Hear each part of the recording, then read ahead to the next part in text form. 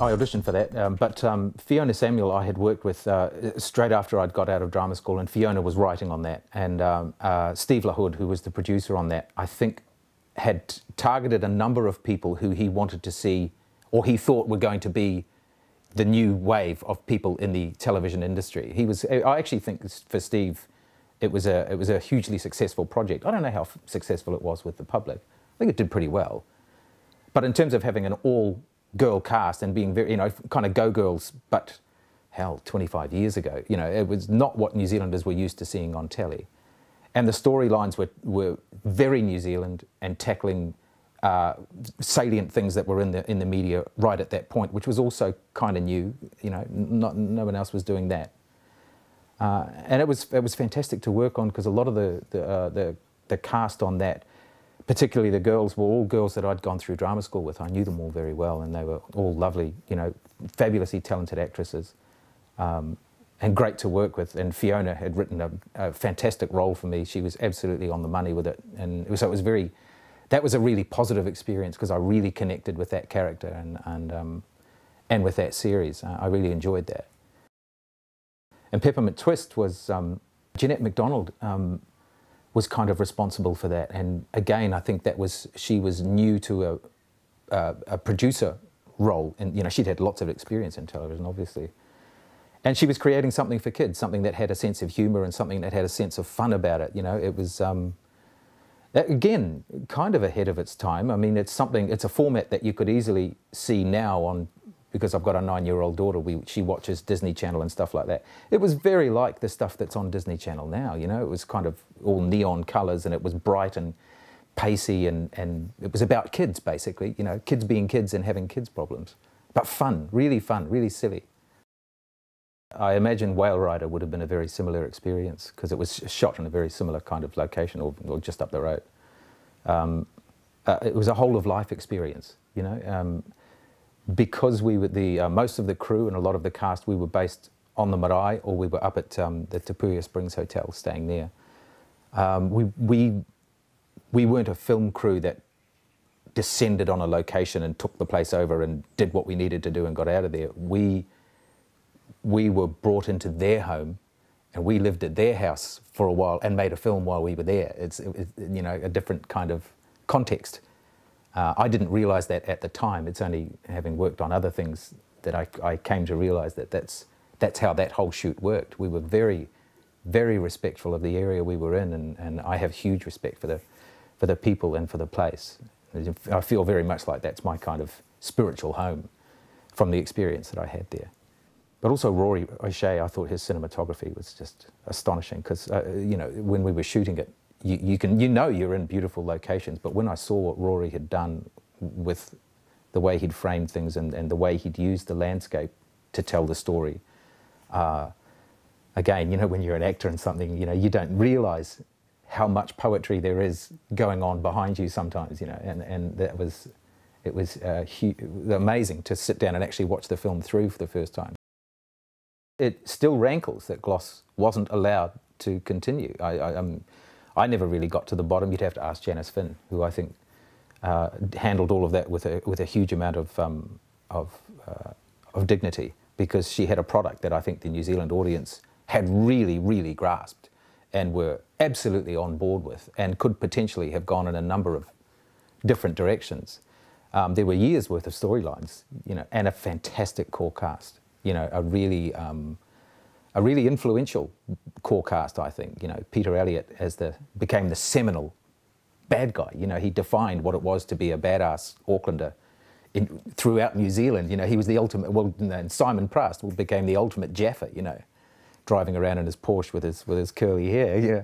And Ilona Rogers in a role that required her to be the glue for everybody, and she held that whole thing together magnificently. It was so many things about that production that I think were seminal and life-changing for the landscape of New Zealand television.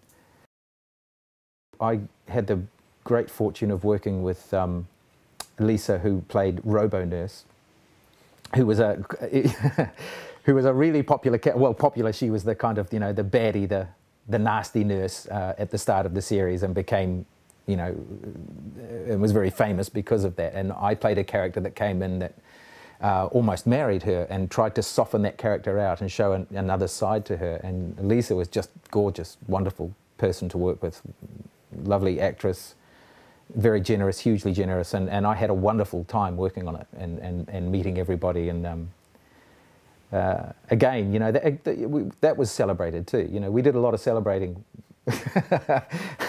We used to get together and have, you know, have drinks and enjoy life, and but that was different from Gloss, because in Gloss we did it because we were all mates, but in Shortland Street we did it because you couldn't kind of go anywhere. You know, Marty Henderson and everybody, they just really, it was kind of difficult. No matter where you went, you got, you know, you got spotted and you got picked up, and it was a little bit confronting, I think. The script that we shot, when they went into editing, they actually turned the whole film around so that there was a whole bunch of flashbacks that they did. We shot it in sequence so that the early young stuff all happened at the start, and then we went into the story. And the way it ended up being edited was that the whole story took place, and then about 2/3 of the way through, all the flashbacks happened. And I can remember thinking when I saw that, because we didn't know that, you know, when I saw the film for the first time, I can remember thinking, well, actually, I would have changed, for me, I don't know about Jennifer and Michael and Pete, but I would have changed some things about the way I went about that role, had I known it was going to end up that way. And that was a bit of a lesson in editing too, about how you can take a script, or a shot script even, and still manipulate that, so, you know, in so many different ways in order to create the story that you wanted to create. You know, there was a lot of icons on that film. Working with John Lang was like really, that was really, and Don Reynolds, meeting and working with Don Reynolds, who was great, and Ian Mune, Peter Bland, you know, really, really cool actors on that shoot. It was a great shoot and good fun to do. We had beautiful clothes and great cars and really good crew, wicked crew. When I auditioned for that, there was another character that I went for that I really, really wanted to do, and I didn't get it, which was a shame. Although I can see why they cast the person that they did cast. But they very kindly brought me in to do a role. I dropped in like 3 or 4 eps, or 2 or 3 eps, I think my character dropped in on. So I got the opportunity to read all the scripts, which was fantastic, because I just thought it was going to be fantastic, that thing. It read so well, script-wise. It was absolutely engaging. It was a real page-turner of a script. And I think they had the right people. You know, Peter was fantastic. The eps that I worked on, I worked with Peter twice, and he was fantastic. He knew, you know, they knew exactly where they were going and exactly what they were doing. Renato, I thought, was wonderful, holding that whole thing together. Really, really nice performance. But yeah, in the final kind of meltdown, it just didn't hang together quite, did it? It didn't, not in the way that it read.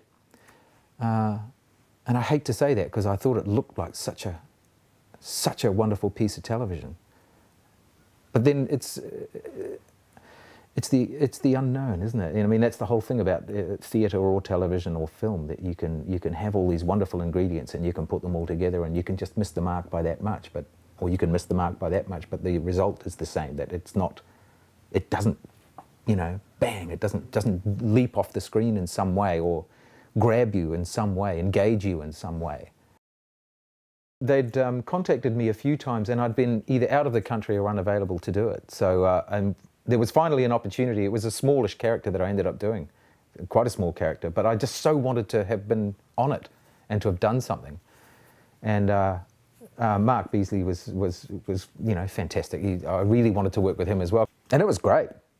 Again, a whole lot of really, really clever people that had been working together through that Hercules and Xena, and then onto Seeker. A whole bunch of people who knew exactly what they were doing. You know, really huge professionalism on that set, and just the way everything was. You know, the sets and the props and the wardrobe. Just so much detail, so much thought going into everything. Everything so carefully looked at. You know, nothing accidental about that at all. And a really good cast, really, I think, really interesting cast.